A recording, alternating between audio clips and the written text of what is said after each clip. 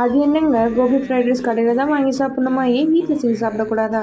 கடையில் இருக்கிற டேஸ்ட்டு வீட்டில் எப்படி செய்கிறது பார்க்கலாமா? அதுக்கு ஒரு கடாயில் தேவையான அளவுக்கு எண்ணெய், ஒரு பச்சை மிளகா, நம்ம வந்து காலிஃப்ளவரோட பொரிச்சு வச்சுருக்க எண்ணெயுமே இது கூட ஆட் பண்ணிக்கோங்க. கொஞ்சம் வெங்காயம் அதையும் போட்டுட்டு கொஞ்சமாக ஃப்ரை பண்ணதுக்கப்புறமா இது வெஜிடபிள்ஸுமே ஆட் பண்ணிவிட்டு அதையுமே லைட்டாக ஃப்ரை பண்ணிக்கோங்க.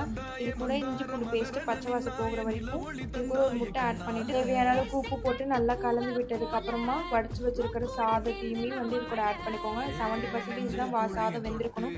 இதுவுமே இது கூட ஆட் பண்ணதுக்கப்புறமா பெப்பர் கொஞ்சமாக போட்டிருக்கேன். இது கூட தேவையான அளவுக்கு உப்பு, 65 மசாலா கொஞ்சமாக ஆட் பண்ணியிருக்கேன். 1 ஸ்பூன் டொமேட்டோ கெச்சப், சோயா சாஸுமே ஆட் பண்ணதுக்கப்புறமா ஃப்ரை பண்ணி வச்சுருக்க காலிஃப்ளவரையுமே ஆட் பண்ணிவிட்டு நல்லா கலந்து விட்டதுக்கப்புறமா லாஸ்ட்டில் இறக்கும் போது கொஞ்சமாக பெப்பரு, மல்லி இலையும் போட்டு இறக்கினீங்கன்னா நம்மளோட கோபி ஃப்ரைட் ரைஸ் ரெடி. கண்டிப்பாக ட்ரை பண்ணி பாருங்கள். இந்த மாதிரியான வீடியோஸ் பார்க்குறதுக்கு நம்மளோட சேனலை மறக்காமல் சப்ஸ்கிரைப் பண்ணிக்கோங்க.